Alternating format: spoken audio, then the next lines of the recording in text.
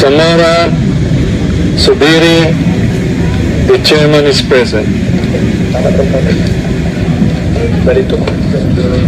With the 22 members present, including the chair declares the presence of a quorum. Mr. President, Majority Leader, I move that we dispense with the reading of the journal of the March 7 plenary session and consider the same as approved. Any objection? Hearing none, we dispense with the reading of the journal of the March 7, 2017 session, and the same is hereby approved.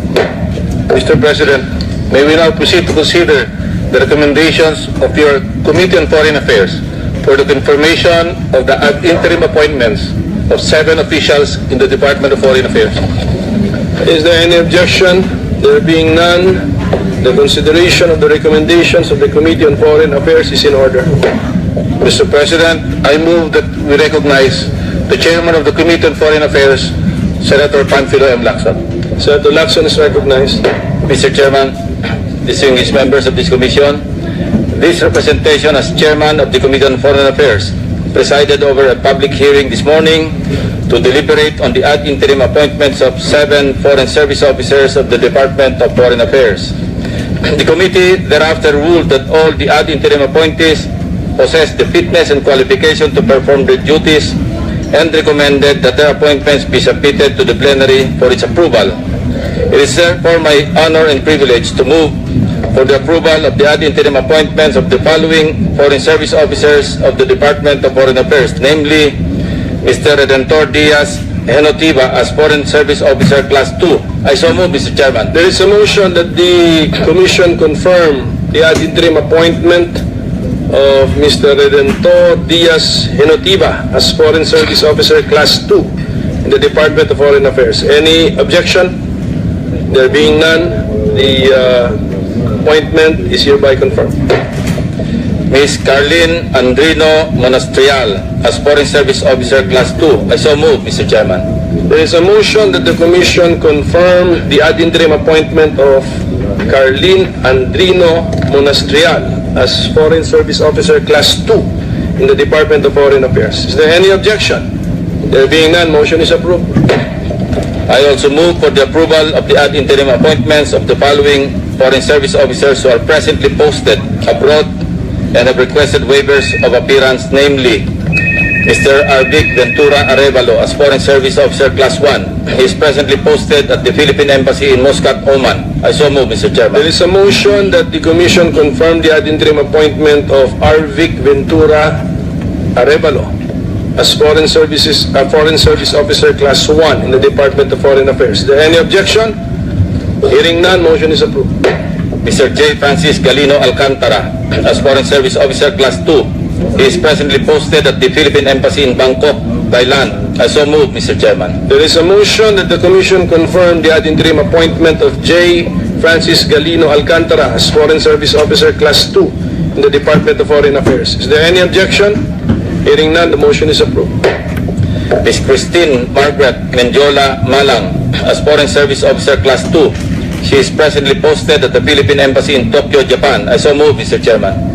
There is a motion that the Commission confirm the ad interim appointment of Christine Margaret Mendiola Malang as Foreign Service Officer Class 2 in the Department of Foreign Affairs. Is there any objection? There being none, the motion is approved. Ms. Ana Marie Cano Santos as Foreign Service Officer Class 2, posted at the Philippine Embassy in Bangkok, Thailand. I so move, Mr. Chairman. There is a motion that the Commission confirm the ad interim appointment of Ana Marie Cano Santos as Foreign Service Officer Class 2 in the Department of Foreign Affairs. Is there any objection? There being none, the motion is approved. Finally, Mr. John Francis Solano Herrera as Foreign Service Officer Class 2, currently posted at the Philippine Embassy in Kuala Lumpur, Malaysia. I so move, Mr. Chairman. There is a motion that the Commission confirm the ad interim appointment of John Francis Solano Herrera as Foreign Service Officer Class 2 in the Department of Foreign Affairs. Any objection? Hearing none, the motion is approved. Thank you, Mr. Chairman. Thank you, Senator Lacson. Majority Leader? Yes, next will be the report of your Committee on Foreign Affairs on the ad interim appointment of Mr. Perfecto Ribas Yasay as Secretary of the Department of Foreign Affairs. I move that we recognize again Senator Panfilo Lacson. Is there any objection? Hearing none, Senator Lacson is recognized. Mr. Chairman, this representation as Chairman of the Committee on Foreign Affairs presided over two public hearings on February 22 and March 8, 2017 to deliberate on the ad interim appointment of Department of Foreign Affairs Secretary-Designate Perfecto Rivas Yasay Jr., which was submitted to the committee's jurisdiction for its consideration. In the short course of time since the appointment of Secretary Yasay, various compelling issues have been leveled at him in magnified proportions, all considerably relevant and pertinent to the deliberation of his fitness and qualification as the Foreign Affairs Secretary. The following are matters at hand. Number one, whether or not his U.S. citizenship granted in November 1986 was revoked through the affidavit he executed in 1993, where he elaborated circumstances that made him ineligible for and disqualified from having U.S. citizenship. Number two, whether or not he has fully exercised his right of renunciation and thereafter formally reacquired his Filipino citizenship. Number three, whether or not he was issued Filipino and U.S. passports at the same time. And number four, whether or not he has used his American passport from 2007 to 2009, supposedly during the time when he was no longer a U.S. citizen.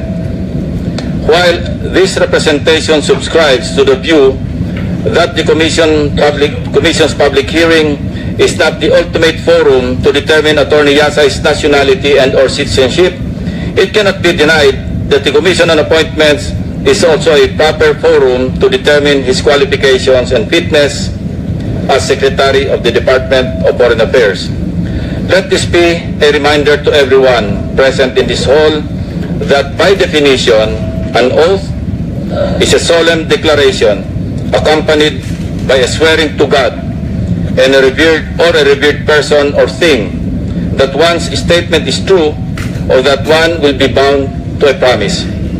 The person making the oath implicitly invites punishment if the statement is untrue or the promise is broken.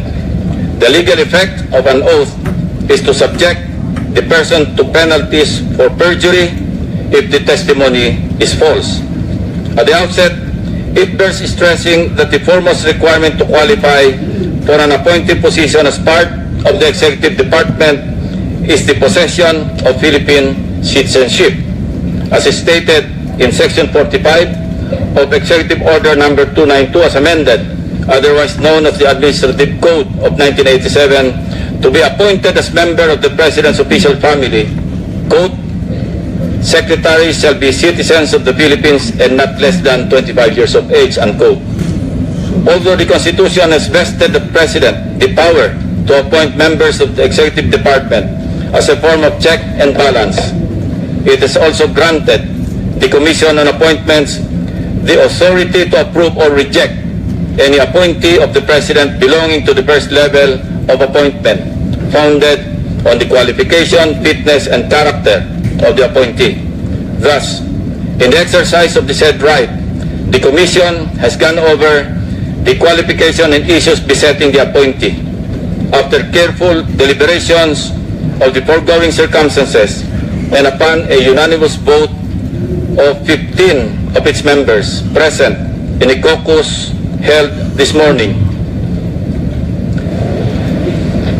this representation as Chairman of the Committee on Foreign Affairs hereby moves to reject the ad interim appointment of Attorney Perfecto Rivas Yasay Jr. as Secretary of Foreign Affairs. I so move, Mr. Chairman. The pending motion is to approve the recommendation of the Committee on Foreign Affairs to reject the appointment, the ad interim appointment of Secretary Perfecto Rivas Yasay. Any objection? Hearing none, the motion is approved. The ad interim appointment of Secretary Yasay is hereby rejected. Thank you, Mr. President. Mr. President, Majority Leader. There being no other matters to discuss, I move that we adjourn.